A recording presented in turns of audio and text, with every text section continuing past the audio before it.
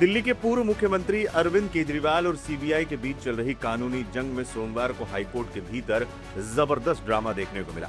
मामला था जस्टिस स्वर्णकांता शर्मा की बेंच से जुड़ा, जिनसे केजरीवाल ने केस से अलग होने की मांग की थी। आज अदालत में नियम, प्रक्रिया और न्याय की परिभाषा पर तीखी बहस हुई।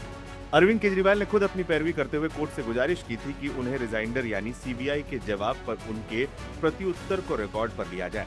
केजरीवाल ने दलील दी थी कि अगर रिजाइंडर स्वीकार नहीं हुआ तो ये मिसकैरेज ऑफ जस्टिस यानी न्याय की विफलता होगी। केजरीवाल ने कहा, आपने अनुमति दी थी मैम कि रिजाइंडर फाइल कर दो, रजिस्ट्री स्वीकार नहीं कर रही है, वो आदेश में नहीं आया। अगर हमारे रिजाइंडर को रिकॉर्ड पर नहीं लिया गया तो ये मिसकैरेज ऑफ जस्टिस हो जाएगा। जज ने इस पर आपत्ति जाहिर करते हुए कहा, बार बार ये नहीं बोलना चाहिए कि मिसकैरेज ऑफ जस्टिस हो जाएगा, क्योंकि अदालत ने प्रक्रिया से बाहर जाकर आपका हलफनामा रिकॉर्ड पर लिया। रजिस्ट्री आपकी याचिका इसलिए स्वीकार नहीं करती क्योंकि खुद आप अपनी पैरवी कर रहे हैं, इसलिए आपको ही पेश होना पड़ेगा। रजिस्ट्री का एक नियम है और आपको फॉलो करना पड़ेगा। आपको पहले ही मंजूरी लेनी पड़ेगी। ये कोई साधारण केस नहीं है। हमने आपको लिखित जवाब की कॉपी दी। रिजाइंडर कभी उसका फाइल नहीं होता है। जिस दिन आप कोर्ट से गए थे, अनुमति लेकर गए थे। मैं इसे लिखित जवाब के रूप में रिकॉर्ड कर लूंगी। केजरीवाल ने प्रत्युत्तर पर कहा, केंद्रीय जांच एजेंसी ने अटकलों, डर फैलाने वाले बयानों और अपमानजनक आरोपों का सहारा लिया, लेकिन जस्टिस शर्मा के बच्चे सरकारी पैनल में होने को लेकर पक्षपात के आरोपों पर कुछ नहीं कहा है।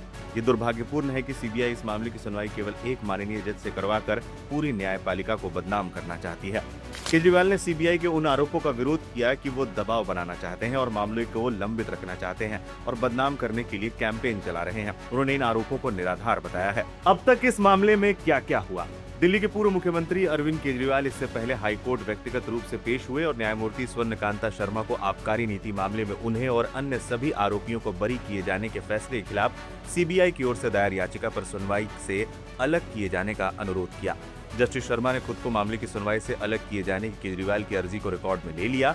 सीबीआई की ओर से पेश सॉलिसिटर जनरल तुषार मेहता ने दलील दी कि अदालत नौटंकी का मंच नहीं है। अगर केजरीवाल मामले में व्यक्तिगत रूप से पेश होना चाहते हैं तो उन्हें अपने वकील को हटा देना चाहिए।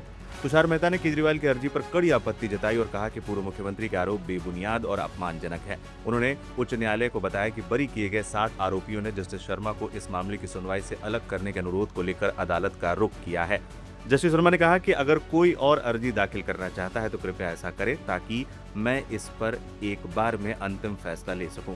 निचली अदालत ने 27 फरवरी को केजरीवाल, पूर्व उप मुख्यमंत्री मनीष सिसोदिया और 21 अन्य आरोपियों को बरी कर दिया था।